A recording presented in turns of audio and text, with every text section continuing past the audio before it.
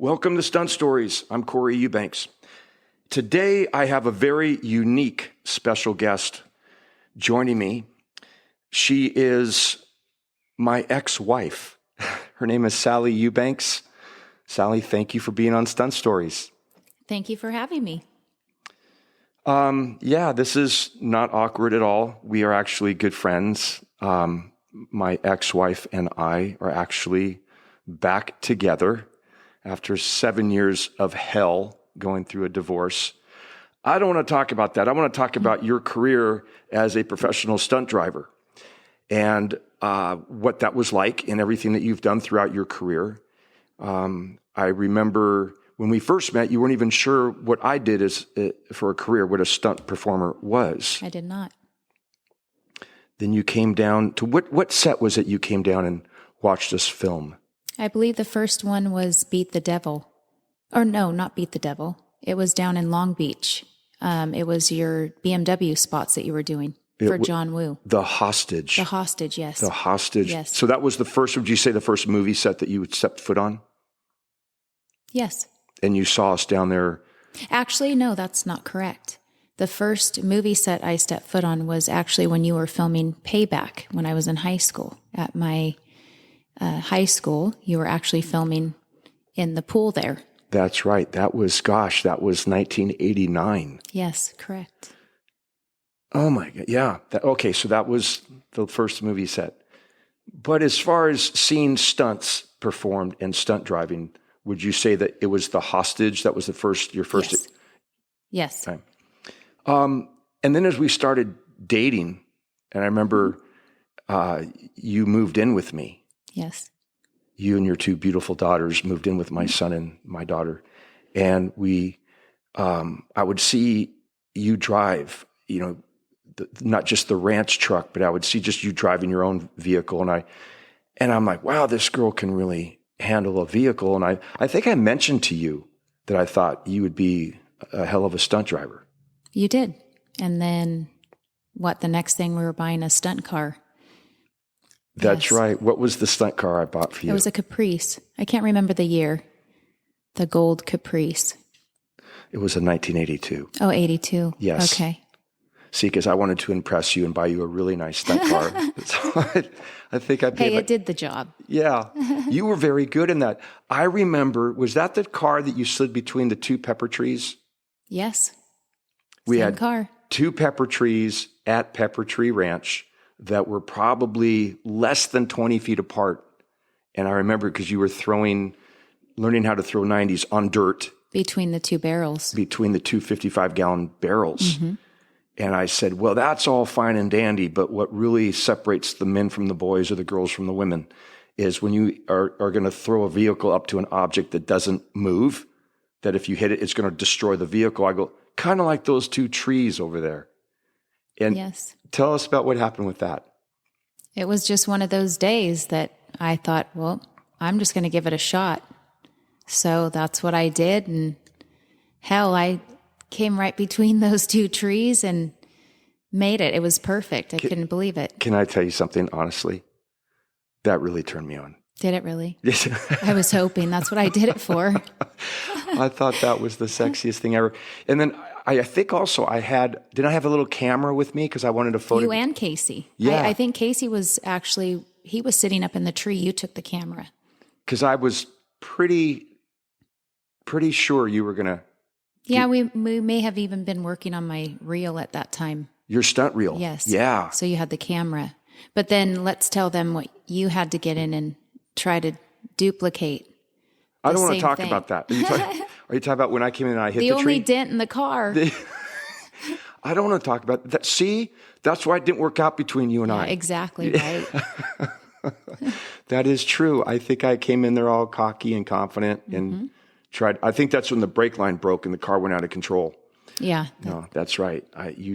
Then remember I took you up to Canada to a stunt driving school because had you already gone to Rick Siemens at that time and Bobby Orr's? Oh yeah.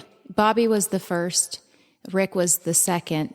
And then I went back to Rick's, but I believe that Canada was before I went back to Rick's second school. Okay, so it wasn't just me. But no intention to go to that school in Canada. I just went with you because you were promoting that school. For Gil Combs. Right. Yeah.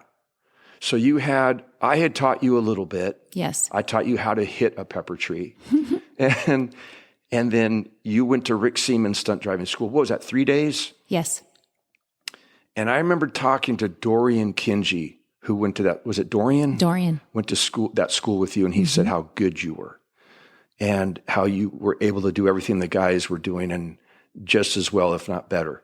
And then Bobby Orr's, didn't you have a bad experience at Bobby Orr's school? Well, he did this whole thing, like he picked, I think, someone that was vulnerable, or maybe because I was dating you at the time, but he took me in the car and pretended that he was going to go off this ramp, this pipe ramp or something. And then, I had no idea. He scared the crap out of me. Really? You thought he was I didn't know. Yeah. Shoot. He is a little crazy looking when you see him. Yeah. Nice man, though. Yeah, super nice. Good Great guy. Yeah, good teacher. A lot Very of his techniques I use when I stunt drive, when I'm not hitting pepper trees. But so then, we went up to Canada. Was it Vancouver? No, Toronto. Okay, Toronto. Toronto. And to Gil Combs stunt driving school. And Al Wyatt Jr. went too, right? Al Wyatt, and then Gil Combs' dad. Gary Combs. Yeah. Yes. And you went through the school just for the fun of it, if I'm not mistaken. Well, I think you had asked if I could just go through, and they were not sure about it, and then ended up they let me do it. And I'll never forget, there was part of the course, you had to throw this 90-degree slide in between. What were those? Were there cones or there markers? It was going in, throwing a 180, coming out of the 180, and then immediately throwing a 90 into the box. And it was with cones, And you were being scored. Yes. And I remember when you slid in there, I was standing directly behind, a ways away behind your car. And I thought to myself, regardless of who was driving the vehicle, I thought, wow, that is a perfect mark. Hit your mark. Was it a 180 or a 90? It was a 90. A 90. And I go, that's perfect. You can't, he's going to have to give her 100 score. But Gil Combs, coming from the old cowboy world, it's like there's never a perfect score for a ride. There's never been in the history of rodeo a 100-point ride. It's always less. And he was walking around your vehicle, measuring with his feet. Well, it's the same exact distance on the right side of the car from the cones and the markers than it was from the left. It was a perfect 90, but he wouldn't give you a perfect score. No, his ego got in the way. He could not handle it. He couldn't give it to me. I was proud of you, though. I was like, wow, that was really, really good. Oh, then tell us about how did it... Oh, but I came in, the number one score, though? You need to add that. Sorry, my ego got in the way. That's right. So you did have the highest score of all there. Out of all the students. So you won. Yes. So, all right, so let's get this right. You won the stunt driving competition, and I hit the pepper tree. That's okay. I should be taking lessons from you. So what happened how did you get the job on Auto Rocks? And tell us all about that experience and what you did. And what was Auto Rocks with Joe Rogan? So Auto Rocks was put on through Spike TV. It was an awards show, and they were paying, I believe it was Carrol Shelby, honoring Carrol Shelby. And I actually had the honor of driving Mr. Carrol Shelby in his personal Cobra up on stage. Yes, that was my first show. That was a live show. But it was taped, right? Yes. Yeah. So when you say you drove Carrol Shelby's Cobra, was that a manual transmission? Yes. Didn't they come around and didn't Billy Hammond come? Oh, no, actually, I'm sorry. That was not. It was an automatic. His was an automatic. The manual transmission was the GT 500 that Kid Rock had changed his mind and chose that vehicle or that car for me to bring him out on stage instead of the pickup truck that they had Okay, so in addition to Carrol Shelby that you drove up in his own personal Cobra, you drove Kid Rock. Yes. And who else did you drive Randy up? Couture. Randy Couture. Mm-hmm. Did you know who Randy Couture was? I did, yes, because you and I had watched UFC, and so that was huge for me to sit beside Randy Couture. And the funny thing is you take him out of his comfort zone, and he was so nervous, and for me to witness that was, I thought, pretty special. What was it like sitting next to Kid Rock? Did he try to hit on you? No, he actually didn't. He was super cool. Talked about the General Lee because I knew that he was a huge General Lee fan, Dukes of Hazzard fan, and told him that you and I were engaged. And then he had asked about, a couple different things that you had done. So he was great, super great, made me rev up the engine before we went out. And great experience, one of the best And jobs. What was it like? What was Carrol Shelby like? Oh, the nicest man.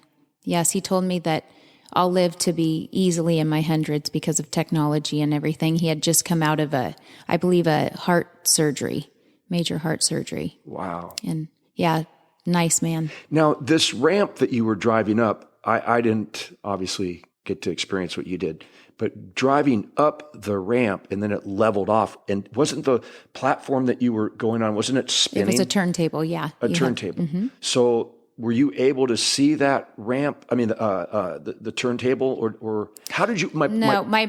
How I ended on my mark. Yeah, how did you know that you knew where to be on your mark because the frickin' thing was spinning? I just found a marker, my eye line, so I knew once I came up and my eye hit a certain area, I knew that I was on, and then it was automatically started spinning. And yeah, that was nerve-wracking. It had to be. Mm-hmm. I was in the audience. Yes. That night. I forget who I was talking with. The guy who builds the chopper motorcycles from Lombok. Oh, yeah, I remember that. Anyway. Oh, yeah. I also, Barrett Jackson, they were the owners of the GT500, and that was the manual transmission, and I had to take them out and prove to them that I could actually drive. And it was not just an actual stick shift. It was one of those square, not square handles, but just the odd, something that I knew how to do, but not often. Yeah. So it was nerve-wracking. Yeah. A lot of people today, young kids getting their driver's licenses, they don't even, manual transmission. Oh, no. What do you mean? There's a clutch. What's that? They'd have no idea. Yeah. So that was a big deal for you. That was an exciting thing. And did you get to meet Joe Rogan? Yes, I did. Yeah. So between Joe Rogan, Kid Rock, Randy Couture, and Carrol Shelby, who was the nicest? Oh gosh, they were all nice. I would have to say the most sincere was Mr. Carrol Shelby. Yeah. Mm-hmm. So after that, were you already in the Screen Actors Guild at that time? Did you become a member of the Screen Actors Guild? Working on it. I was working for Bill Young, Precision Drivers. Right. And you did so many days on that, and that made you eligible. Right. What was your first stunt job? Because I know you've doubled Nicolette Sheridan. That was my first job, was on Desperate Housewives. So, wow. Yeah. And to not even have ever watched the show and to land a job on the hit ABC television show was huge. Who do we have to thank for that? That was Alan Wyatt. Alan Wyatt, and Wally Crowder, but Alan Wyatt really just he went down. He went above and beyond. He went down and talked to Nicolette, didn't he? Yes, he did. He actually called her, and she was great. She was, I think, because of Alan, she would have been great anyway, but she treated me, I think, even better than she would have. Yeah, it's because she liked you. She did like me. Because you're smoking hot. No. Yeah, you were, and you are still. You're smoking hot. Yeah, and I remember Wally Crowder was a little upset because he thought we went around his back and to try to get you on the show when he was going to. Understandably so, but yeah. You know, I love that man. I'm so grateful for that man. Yeah, he's wonderful. Awesome human being. So you worked on Desperate Housewives quite a bit. Yeah, I would say. From what I remember, I liked that I was staying home and you were going to work. Yeah, there was a couple times that you were home with the girls when I went to work. And then we worked on, if we back up, we got married on a Saturday, and went to work on a Monday for 2 weeks. Yeah, on Tokyo Drift, Fast and Furious 3. Yeah, weren't you my passenger? Because I remember there was this smoking hot chick sitting next to me. Was that you? Because she had a wig on. What was with that? I don't know. You know, that's just Hollywood. I mean, you had your hair. Was the same as hers. Yes, your blonde hair looked just like the actresses. It's the money. It's the rental. The wig rental. Yeah. And they put the wig on you, and then you didn't look like terrible. The girl. Ridiculous. They did that so much, though. They did that on Desperate Housewives, too. I still remember Terry Leonard calling. Oh. Yeah, he called, hey. It was great. Eubanks, I'm going to hire you and your bride. That'll be my wedding present for you guys. Well, it was a good honeymoon because we had a lot of laughs. It was fun. It's so much fun. We're working with Sammy Malouf. Oh, gosh. Oh, my God. He's funny. And also Steve Holiday. Oh, Steve Holiday. And I didn't know that he would become my in-law. Yeah. Isn't that crazy? I know that there was one time, because we were driving that Viper, that convertible Viper. Scared at one time. Yeah, when we collided into Sammy Malouf, and he was in that Monte Carlo, and we got up on two wheels, or he got up on two wheels, and I thought, oh, F word. Yeah, when he knocked us into the 360. Remember when we kind of landed in that little bit, we almost went into that ditch. But yeah, that was scary. But that was a great honeymoon. Yeah. Because I remember telling you, I said, hey, babe, if you will marry me, I'll take you places you've never seen before. You did not lie. I'm like, yeah, this is Victorville, California. You're like, this is really impressive. Yeah. So what other movies did we work on together? We did. Well, Deja Vu. Oh, I forgot about Deja Vu. Deja Vu. Did you get to meet Tony Scott when you were? Yes. Met him. He was out at dinner one night, and we ended up at the same restaurant. And he bought dinner for everybody. Yes. We worked on Deja Vu. We worked on the Hitcher. The Hitcher. The Hitcher. With Kurt Bryant. Kurt Bryant. What a great guy. Gosh, he's great. And then there was that one guy, that jerk. Was it Mike Owens? Is that his name? Oh, Mike's funny. We had so much fun with him. And who was you were a passenger along with Dane Farwell. Oh, Dane. Yeah. Did you guys? We hit it off. Dane was great. Had a great time. I was his passenger, and I'll never forget you and the jokester you are when you set everything on. And here we're in the old station wagon. You turned on the windshield wipers, the radio, and he got in the car, and I thought he was going to have a panic attack. Everything going off. Oh my gosh, we're going to mess this up. He was fun to work with. And then I think you forgot about this. We worked for Charlie Crawwell together. Oh yeah, on Big Mama's house. Was it Big Mama's house? Two. Yeah. Right. And then you've done a bunch of car commercials. You doubled Jessica Simpson on a Weight Watchers. Yep, on Weight Watchers spot. And tell us, what did you, I know what you did because you came home and you told me, but why don't you tell everyone listening, first of all, how was she? Did you meet her? I did, briefly. Super nice, busy. She was getting her hair and makeup done, but yeah, they wanted to introduce me, and she was sweet. Yeah. Mm-hmm. And you were driving a truck? Yes, a 1969 Ford pickup. A 69 Ford pickup. Mm-hmm. Souped up. And wasn't there a dog in their truck? Yes, there was a Labradoodle named Tucker. He was my passenger with the trainer down in the floorboard of the truck. And what did you have to do in that commercial? I had to do just a lot of driving, but then slide up to the very edge of this cliff, which they make it look a lot more dangerous, but it wasn't too bad. So hypothetically, if you had overslid and went down the cliff, what do you think would have happened? That would have been bad. All right, so that was a stunt. Yeah, it was a stunt. Oh, yeah, absolutely. It was a stunt. Anytime I get asked that sometimes by producers, and why is this? What qualifies this as a stunt? I go, well, anytime the tires are breaking traction, whether you're accelerating or you're skidding, that's now a stunt. Mm-hmm. So if you're sliding a pickup truck with, like you did on the dirt road up to the edge of a cliff, that's definitely a stunt. Mm-hmm. And then you did some other commercials, car commercials, correct? I did a Volvo spot. I did an Audi spot, the Q5 Audi spot, the convention center.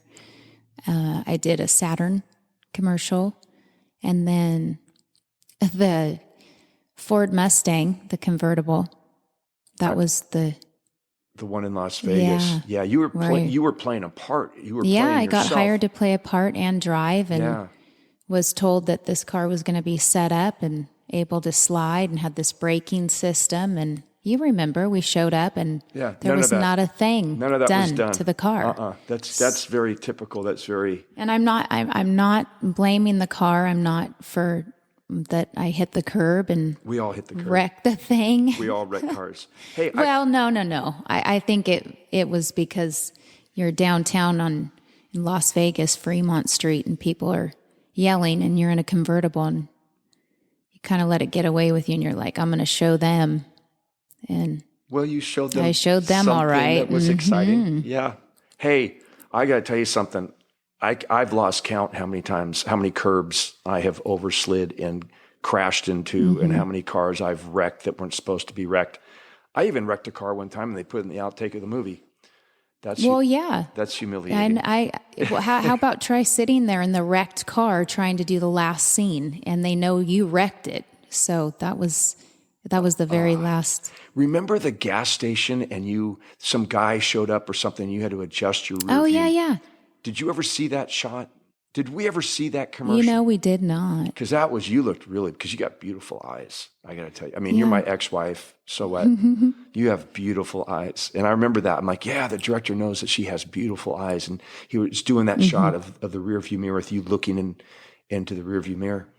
What would you say in your stunt career was the most dangerous thing that you've done or been exposed to? The most dangerous? Probably your passenger on Fast and Furious. I thought you were going to say that. Yeah. Why?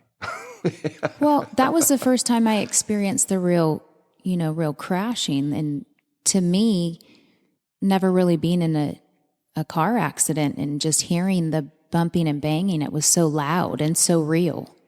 And then it was just, it was an experience for sure. Now, you have not been working actively in the stunt business for a little while. Do you miss it? I do and I don't. I don't miss anything about Hollywood or driving down there, nothing of that. I did work with some great people and had some great experiences, and just knowing, like, when you do a stunt and then you leave at the end of the day and you feel like you're accomplished. I miss that. Wasn't there a scene that you did on Desperate Housewives where you got tackled over a couch, or you had to tackle someone? Yes, I was tackled. You were tackled. I've tackled you under the couch before, but for other reasons. But I didn't get paid for that. And didn't you also do a scene in rollerblades or rollers? Oh, that was my first job. That was when I first got hired on as her stunt double. Yeah, it was to roller skate for her. And I didn't even know that you roller skated. And you're like, I've roller skated. Oh, just as a kid and going to the roller rink for school, like field trips. And then some of my girlfriends growing up, we had roller skates and thought we were, little pom-poms on them. And so, I thought I was pretty good. And what did you have to do? Just roller skate up to Terry Hatcher's window of her Volvo that she was driving on the set. So did you never hear about her anymore? No, you don't. I've heard horrible things. Oh, she's terrible. Yeah. Sorry, she's just not nice. Not a good person. Yeah. Well, so maybe karma caught up with her. You know what? Or maybe karma just caught up with her. Yeah. And a lot of them were not nice. Nicolette was the best. She was super friendly. Maybe not nice to them, but she was good to me. Well, that's all that matters. How you treat others. Treat others as the way you want them to treat you. Maybe someone tell that to Terry Hatcher. Yeah. So, tell me, which one of your best experiences you think, looking back on the entertainment industry, and which film, what particular experience that you go, wow, this was really, had I never met Corey, I never would really have been exposed to this. Yeah, I don't think there's any one particular because every job was different. Every job took me to a different location. So that in itself was a different experience and an adventure. And I think the whole thing was awesome. I mean, looking back, I don't think that there was anything, I didn't really have a bad experience. Let me ask you something personal. Can I ask you something personal? Because you're my ex-wife. And I've seen you naked. What do you think that the stunt business, the entertainment business, was destructive to our marriage? Yes. You want to think about it for a second, or you just want to? I don't even have to.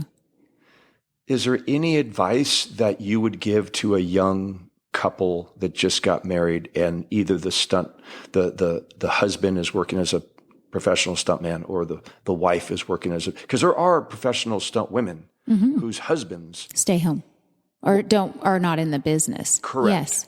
Correct. They have normal jobs, 9 to 5, come home. What advice would you give to a wife whose husband is going off in the stunt business? I would say the biggest thing is communication. To communicate and to know that whoever is going on the road, that they're working, but whoever's at home is working too. So that needs to be understood that, and I know a lot of the times for me, you did recognize it, but then again, it did lose. And I'm not saying that, anyone's at fault. Both of us, it was just communication. And I believe that that's huge. And you need to, and know that there are those out there that will be very destructive or try to be destructive to your marriage purposefully. And so you need to, be aware of the people around you and who you can trust. I know we had a bad experience. So yeah. I'm sure some of the listeners who know me or maybe don't know me, or don't know, obviously you, are wondering that, wow, this couple, they got divorced and now they're back together. But what they don't know is who divorced who. I divorced you. Why did you divorce me? Well, you don't have to answer that. Yeah. I mean, it's a long answer, but yeah, for the most part, I believe I'd have to blame my best friend for, polluting my mind and taking, advantage of my vulnerability of, raising twins at home, and you're on the road. And I mean, it's easy to do. So she implanted some false. Yeah. And then, certain things like. Or maybe everything was true. Say some things seemed to match up, but it was, like I said, the communication, like it just was past the point that I was so believed that you were having an affair. And I mean, it's. From what I heard, it was lots of affairs. Well, wasn't that what was? I don't know about lots of affairs, but I think sleeping around. I mean, an affair, I think, is something that is like, more than once. Like you're involved actually with someone. Yeah. Your heart's involved. Yeah. Not just sexually. Right. Or maybe not just maybe, does it have to be your heart? Maybe not. So again, the advice you would give to a young wife who has a husband who's a stuntman would be open communication. Yes, open and for her, like to communicate with him and how she's feeling, and to not be so, he's out making the money, so I need to be quiet. No, she needs to talk to him, and if he's having, they just need to communicate. I think it's huge. Do you think it would have been better had you